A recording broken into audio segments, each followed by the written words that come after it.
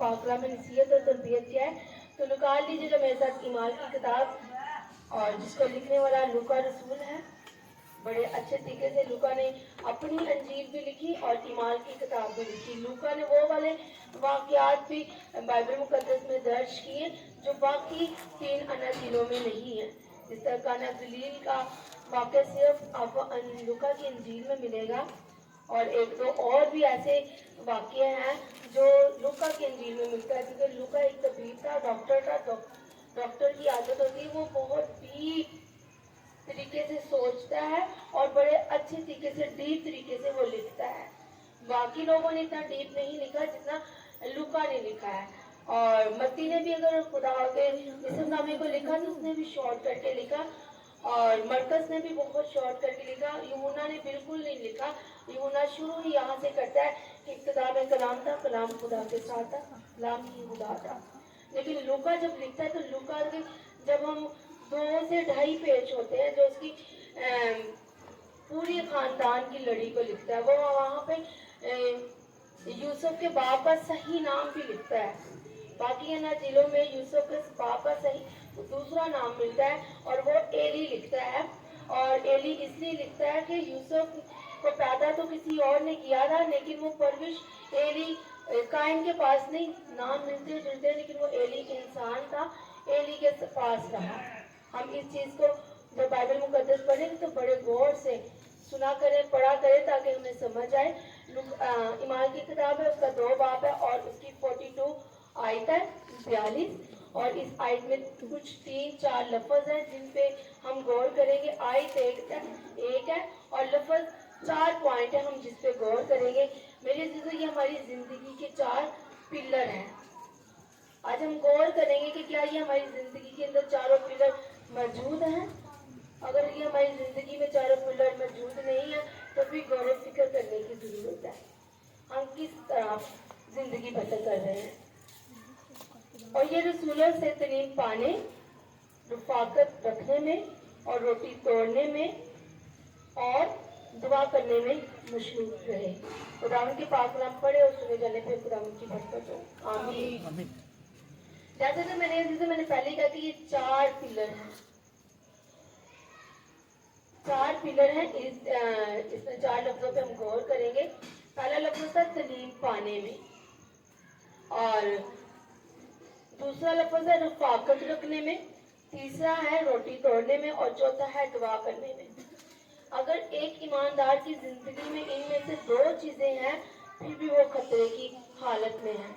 अगर 3 है तो वो फिर भी कुछ बचने की हालत में है, और अगर 1 है तो समझे उसके सर की छत जो है वो गिरी हुई है, वो एक कोने पे है। मेरे अज़ीज़ों, जब ईमान की किताब हम पढ़ते तो हमें एक जोश और खूबसूरत बेदारी नजर आती है। रसूलों ने इतनी खूबसूरत खिदमत की है कि वो जब आप भी पढ़ेंगे आपको वो जोश आएगा, आपके अंदर जज्बा पैदा होगा कि हम भी ऐसे खिदमत करें। मेरे अज़ीज़ों, यहाँ पे कहते थे रसूल तलीम पाने में, जब ऊपर वाली आयत पढ़ते तो उसमें लिखा है कि 3000 के करीब आदमी मसीह हो गए। अब 3000 के करीब जो लोग मसीह हुए, अब वो मसीह को नहीं जानते। जस्ट उन्होंने मसीह के बारे में सुना, मसीह के मौज़ात को सुना, मसीह के लोगों को देखा, वो लेकिन डीप तरीके से मसीह को नहीं जानते थे। रसूलों ने क्या करते थे, वो हर रोज उनके साथ उन्हें तलीम देते थे। आज भी हमारी जिंदगी में तलीम की बहुत कमी है, हम तलीम बहुत कम पाते हैं। मेरे अज़ीज़ों, जब आप पाक कलाम को सीखते हैं तो कोशिश किया करें ज्यादा से ज्यादा तलीम को सीखें, लफ्जों के ऊपर गौर करें और उनके तर्जमे निकाला करें। आपस में बातचीत किया करें अपने खादमीन के साथ, या चर्च में बाजी के साथ या खादम के साथ। किसी चीज की समझ ना आए तो आप बार बार पूछें, क्योंकि वो तलीम पाने में हर रोज इकट्ठे होते थे। वहाँ पे जो लोग थे रसूल जैसे करते थे वो मान नहीं लेते थे। आज हमारे जब कलाम बयान किया जाता है तो काफी हादमीन जो करते हैं वो हम मान जाते हैं, लेकिन वो मानते नहीं थे, वो तशवीश करते थे, क्योंकि वो पहली कलीसिया के लोग थे, उन्हें मसीह के बारे में इतना नहीं पता था। वो पक्के तौर पे प्रूव करते थे कि जो रसूल कह रहे हैं ये काम ऐसे हुआ भी है या नहीं हुआ। वो तालीम पाने में कितने मजबूत थे। अगर आपकी जिंदगी में पाक कलाम की तालीम नहीं है तो मेरे अजीजों फिर हम बहुत ही खतरे की हालत में हैं। मेरे अजीजों यीशु के अंदर कलाम था तो यीशु ने इब्लीस का मुकाबला कर लिया। यीशु को जब 40 दिन के बाद भूख लगती तो इब्लीस उसके पास आता है, उसके पास उसके अंदर कलाम था, कलाम की तालीम थी, तो उसने इब्लीस को कलाम के साथ ही जवाब देता रहा।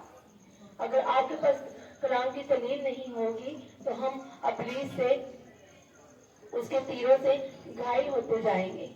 अगला पॉइंट जो है वो है रफाकत रखना। रफाकत रखने का मतलब होता है कि एक महफिल की शक्ल में जमा होना। रसूलों के अंदर बड़ी अच्छी चीज थी, ये हर रोज ये चारों काम वो करते थे, अच्छी रफाकत रखते थे। मे भी वो मॉर्निंग मीटिंग करते हो या दोपहर की मीटिंग करते हो या इवनिंग मीटिंग करते हो, वो बाबे मुकद्दस इस चीज का बयान नहीं करते, लेकिन वो करते कि वो हर रोज रफाकत में रखते थे। हमने भी अपने खातमीन के साथ, खुदा के लोगों के साथ रफाकत में रहना है। मेरे जैसे जब आप रूहानी लोगों के साथ रफाकत में रहते हैं तो जब कभी आप घायल हो जाते हैं या बीमार हो जाते हैं तो जो जिन लोगों के साथ आपकी रफाकत होती है वो लोग आपके लिए फिक्रमंद होते हैं, वो आपके लिए दुआ करते हैं। जिस आर्मी के फौजी होते हैं, जंग के लिए जब वो निकलते हैं तो वो अपने सूट बूट हर चीज की तैयारी करके निकलते हैं, और जब कभी अगर एक उनका सिपाही गिर जाता है, घायल हो जाता है, तो बाकी सिपाही उसे छोड़ के आगे नहीं निकल जाते, बल्कि कुछ सिपाही उस जख्मी सिपाही के लिए हेल्प के लिए खड़े हो जाते हैं, रुक जाते हैं, बाकी अपने काम के लिए निकल जाते हैं। अच्छी रफाकत जब आपकी होगी तो हर वॉरियर जो आपके साथ जुड़ा होगा वो आपके लिए दुआएं करेगा। वो आपके लिए अच्छी रफाकत आप रखते होंगे तो वो आपके लिए फिक्रमंद होगा कि मेरा ये साथी है, जो ये मेरा हम खिदमत है या मेरी इसके साथ रफाकत है, ये परेशान है, वो आपको परेशान नहीं छोड़ेगा। और ये नहीं मैं कहती कि वो परेशान इसलिए नहीं छोड़ेगा तो वो अच्छा इंसान है, उसमें खुदा का पाक रूह काम करता है, इसलिए वो आपकी मदद करेगा। कभी भी आपको बेफजूल में किसी ऐसी रास्ते में नहीं छोड़ देगा जहां आपको खतरे का सामना करना पड़े और डरता हुआ वो पीछे मुड़ जाए, बल्कि अच्छी रफाकत रखने वाले लोग जो थे वो एक दूसरे की मदद करते हैं। रसूलों के अंदर ये दूसरा काम भी बड़े जोर के साथ पाया जाता था। और तीसरा काम जो था वो रोटी तोड़ना। जिस तरह आजकल रोजों के एयाम चल रहे हैं कि चर्चेस में इबादत होती है, इबादत के बाद हम खाना लोग लेके आते हैं, डिस्ट्रीब्यूट आपस में करते हैं, मिला के खाते हैं, रोटी तोड़ते हैं।